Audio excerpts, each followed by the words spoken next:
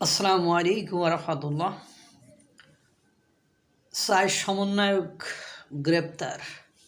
চট্টগ্রামের প্যাসিফিক জিন্সের এজিএম আবেদিন আল মামুনকে বাসা থেকে অপহরণ করে নিয়ে যায় এই সাইজ সমন্বয়ক। তারা তার বাড়িতে টাকা পয়সা যে দাবি করলে না দিতে অস্বীকৃতি জানালে তারা এই আবেদিন আল মামুনকে বাসা থেকে তারই গাড়িতে করে তুলে নিয়ে যায়।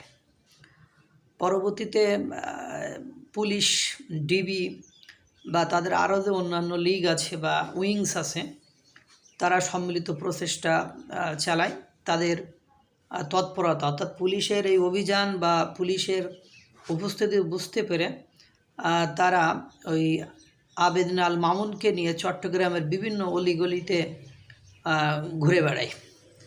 এই চার সমন্বয়ক হলেন নাজমুল আবেদিন, নাইমুল আলম ইমন, আরাফাত হোসেন রোহিত আর ইউসুফ নামের এই চার সমন্বয়ক। এতদিন সমন্বয়কদের কোনো অপকর্মের কথা ধরা পড়েনি। যখনই খেয়াল করছেন আপনারা যে জাতীয় নাগরিক কমিটি বা বৈষম্য বিরোধী আন্দোলন বা সমন্বয়ক বলে আর কোনো পদবি নেই, এটা যখন এনসিপি ঘোষণা করে দিয়েছে, এরপর থেকে এই সমন্বয়ক পরিচয় দিয়ে যারা এইসব অপকর্ম করছে এদেরকে ধরা শুরু হয়েছে। আপনারা দেখেছেন গতকাল রাতে কলাবাগানেও 14 জন সমন্বয়ক বৈষম্য বিরোধীদের লিডার এবং তার সাথে আরও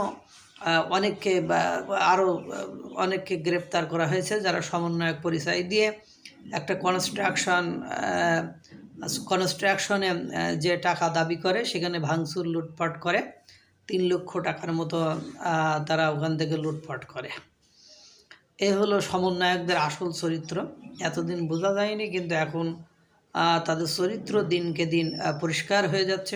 পুলিশ যখন থেকেই তাদের বিরুদ্ধে অ্যাকশানে নেওয়া শুরু করেছে বা তাদেরকে এনসিপি অর্থাৎ বৈষম্য বিরোধীরা আর শেল্টার দিবে না বা তাদেরকে তাদের দলের অন্তর্ভুক্ত কোনো অঙ্গ সংগঠন নয় বা কর্মকাণ্ড তারা চালাতে পারবে না, এ বলার পরে একদিনেই দেখেন বৈষম্য বিরোধীদের অপকর্মের কি অবস্থা। এবং যাদেরকে গ্রেপ্তার করেছে, আটক করেছে, তারা সকলে ছাত্র এবং তাদের চেহারা দেখলে, বয়স দেখলে বোঝা যাচ্ছে তারা ছাত্র।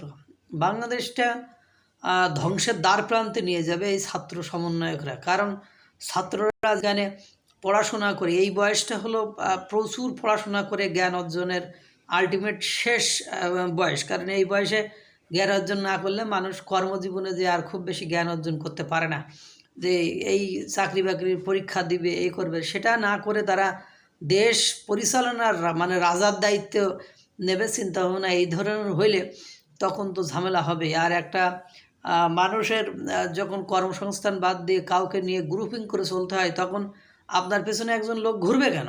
কারণ আপনি তাকে কোনো সার্ভিস দিবেন বা সেবা দিবেন বা আপনি তাকে দুপুরে লাঞ্চটা দেবেন, আজকে মনে করেন সারাদিন আমার পেছনে ঘুরবেন, তা আমি যদি আপনার সকাল বিকাল দুপুরে লাঞ্চ আয়ের ব্যবস্থা না করে দিই, খাওয়ার ব্যবস্থা না করি, তা আপনি আমার পেছনে ঘুরবেন কেন? এই জন্যই এই ধরনের অপকর্মের সাথে তারা লিপ্ত হচ্ছে। কি একটা হৃদয় বিদারক ঘটনা! সমন্বয়করা বাড়ি থেকে অপহরণ করে নিয়ে মুক্তিপণ দাবি করেছে, অবশ্য গ্রেপ্তার হয়েছে। এদেরকে সর্বত্রই প্রতিহত করতে হবে। সমন্বয়ক পরিচয় দিয়ে কাউকে এভাবে হুমকি ধামকি দিলে কেউ আর সহ্য করবেন না, সেখানেই প্রতিহত করবেন, একেবারে ছাল তুলে দেবেন একেবারে। আল্লাহ তাআলা সকলকে ভালো রাখুক, সুস্থ রাখুক। আসসালামু আলাইকুম রহমতুল্লাহ।